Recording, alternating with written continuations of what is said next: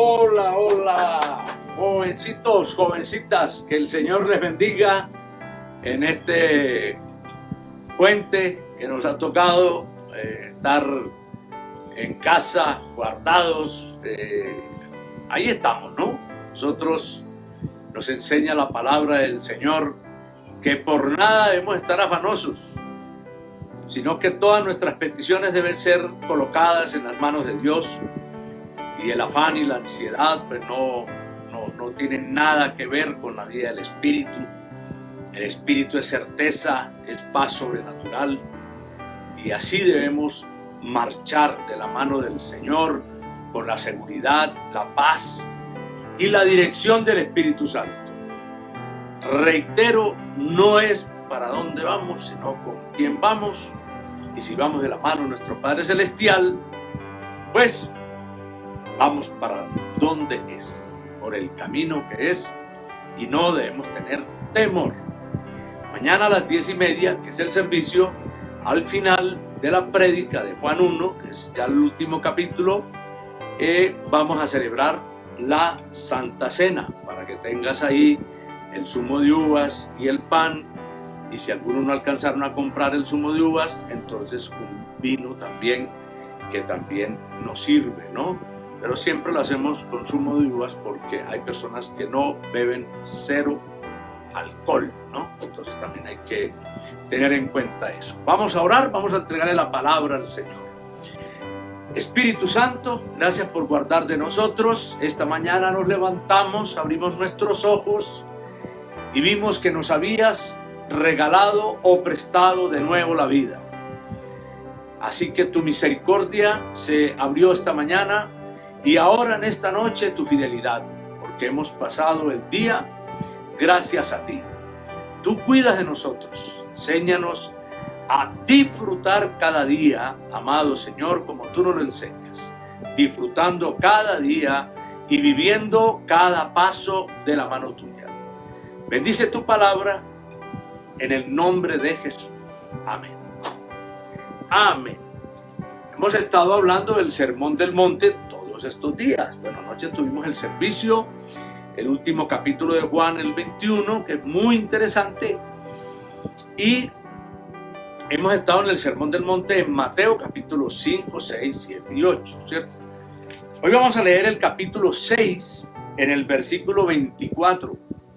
Mateo capítulo 6, versículo 24.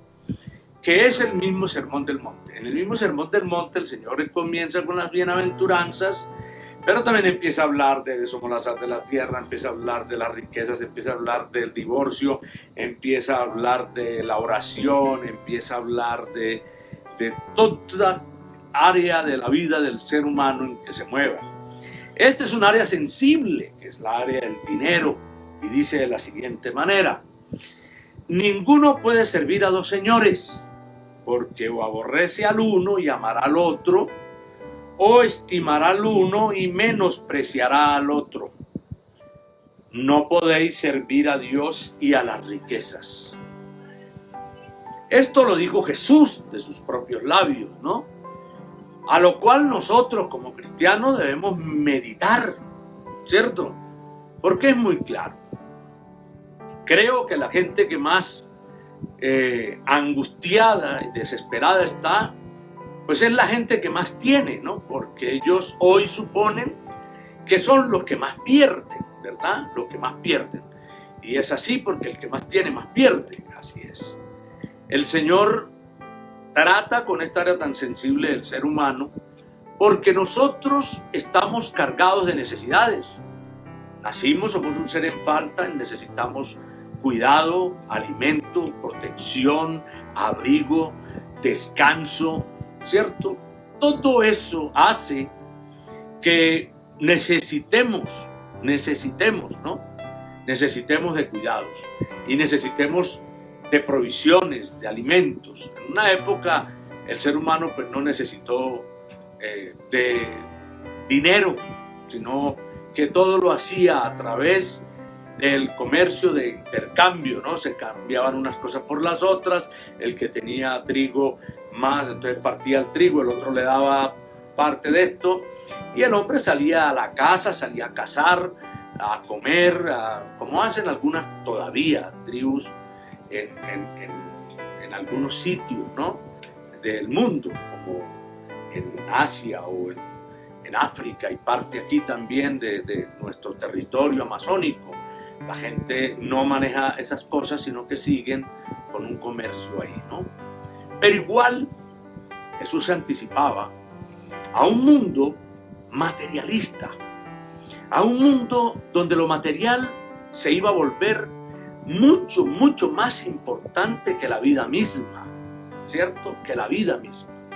Porque el que corre tras lo material, ¿cierto?, que es la riqueza, porque la riqueza es la adquisición de bienes materiales, ¿no?, en la definición cruda de la riqueza, ¿cierto? Es la adquisición de bienes materiales. Y quien corre tras eso se olvida de sí mismo.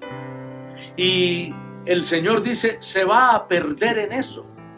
Se va a perder, o sea, se va a perder, es que se sumerge de tal manera que la riqueza y él y la riqueza se confunden.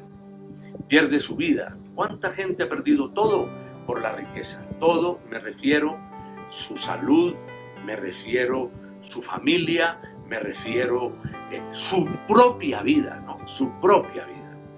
Actores, actrices, cantantes, gente científica, ricos, que nosotros hemos escuchado la forma en que se han perdido en la riqueza y hasta sus vidas han perdido, ¿no? No es ajeno para nosotros. El Señor nos dice que no podemos tener dos señores, que o nos dedicamos a eso, así de una forma brutal a lo material, o nos dedicamos al Señor. Él quiere que nosotros lo tengamos a Él en el primer lugar. La riqueza, como Él mismo lo manifestó en el capítulo 6 de este sermón, es una añadidura. Son añadiduras, ¿cierto? Las cosas materiales van y vienen, se consiguen mejores. Esas cosas materiales igual se deterioran, se envejecen, se las llevan, se las roban, ya no existen, se deterioran por el mismo uso.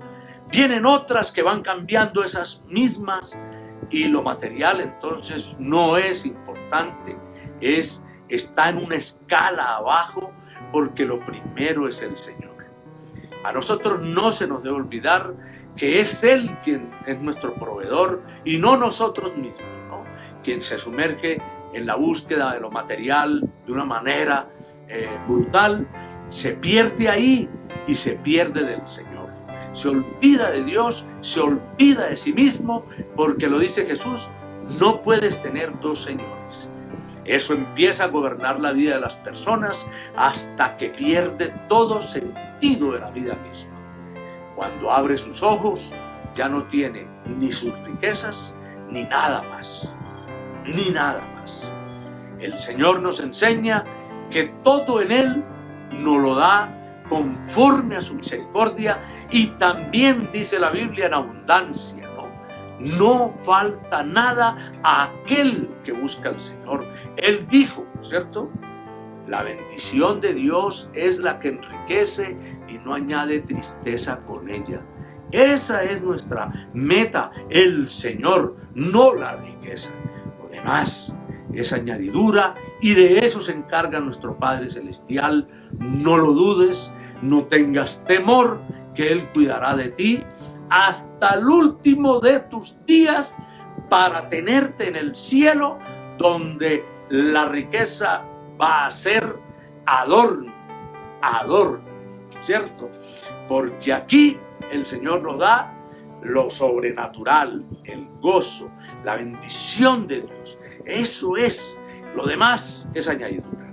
Vamos a orar y vamos a darle gracias a Dios y a entregar esta noche en sus manos, y que el Señor siga cuidando de todos nosotros sin dejar de orar por nuestra salud y la salud de todos ustedes. Padre, bendice a tu pueblo, cuídalo, reprende esta maligna enfermedad. Nosotros no somos de los que nos preguntamos si esto existe o no. Para nosotros estamos en tus brazos, seguimos las indicaciones, encaminamos en obediencia, sabiendo que tienes el control de esto, pero somos respetuosos, como nos enseñas en Romanos 13, de cada indicación que nos da. Protege a tu pueblo, presérvalo, guárdalo, bendícelo allá en sus casas, haz extensiva el evangelio a muchísima gente, y que este confinamiento de nuevo fuerte sea una manera también de que la gente siga buscándote en vez de sumergirse en el desconcierto, en la duda o en el alcohol o en cualquier vicio. Que seas tú cuidando a tu pueblo, bendiciéndolo. Enséñanos a buscarte a ti y que tú seas el Señor de nuestra vida y no lo material. Bendícenos, danos descanso. En nombre de Jesús. Amén. Jóvenes, que descansen, que disfruten del amor del Señor, y así podrán disfrutar de la comida ahora, de todo lo que el Señor les dé, y de un buen descanso. Mañana a las 10:30, recuerden la reunión y la Santa Cena. Dios les bendiga.